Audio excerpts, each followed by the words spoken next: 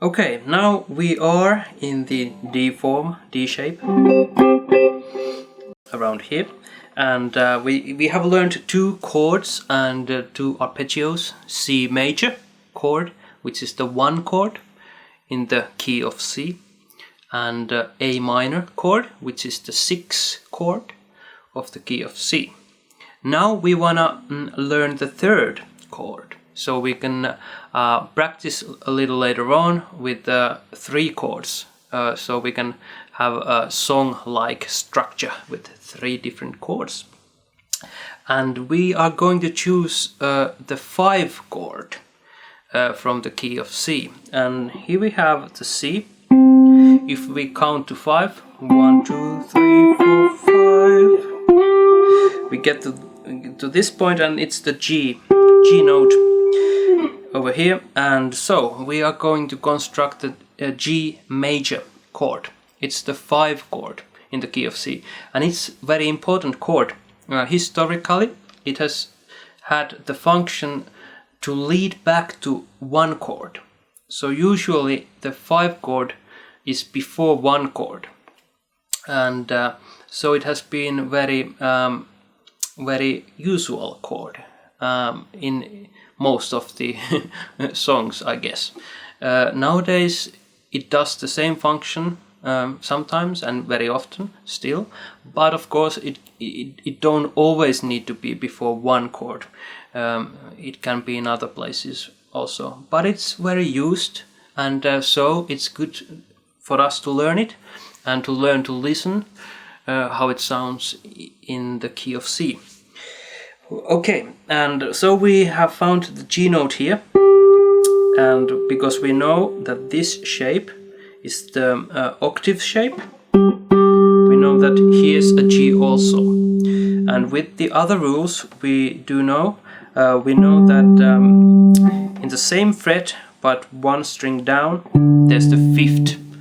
If this is the root, and it is, this is the 5th, and it's the D note, so that's the 5th of the G major chord. Here's the root, and then we know that here's the major 3rd, and that's the B note. So, and we take the 5th, another 5th from the same string here. So this is 5th octave shape. Here's another 5th. So far we have 5th, root, major 3rd, and 5th again. And here's the root octave for the root. And then we have the B string happening over here, so this shape doesn't work.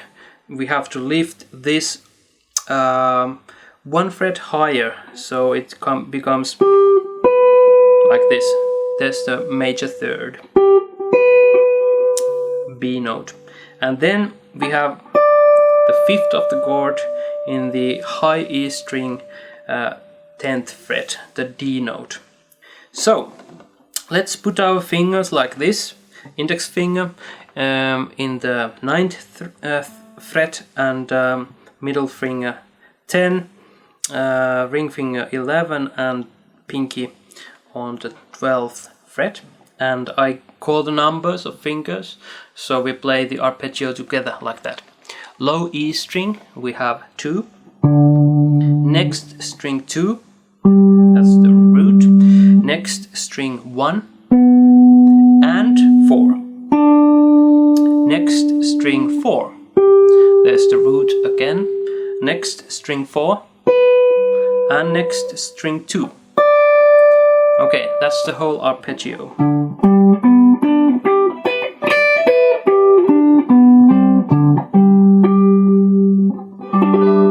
And the chord shape could be familiar. You could be familiar with the chord shape. It's the another barre chord starting from the A string. And you can use this finger to vary these 3 strings, or if you have small fingers you can fit these 3 fingers there and use this to vary that, but it's a little tight in there, so maybe this is better. Okay. And of course with this chord shape you can have just 3 of these, it's a power chord. Or you can have only these 3. Or do something like this.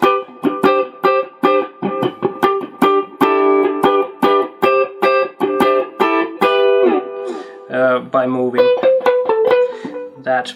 Or just the top 3.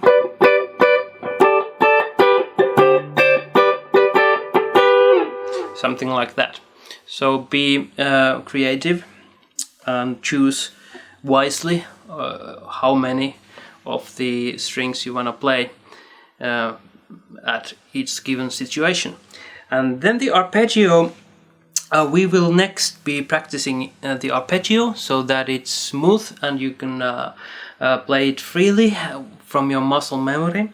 And always remember where your roots are, where are your thirds and fifths. So practice those so that you don't have to think about at it all. If you want to go to the high 3, it's here. Just high root, high 5. So you immediately can go to the destination you want. Next, we're gonna practice the arpeggio.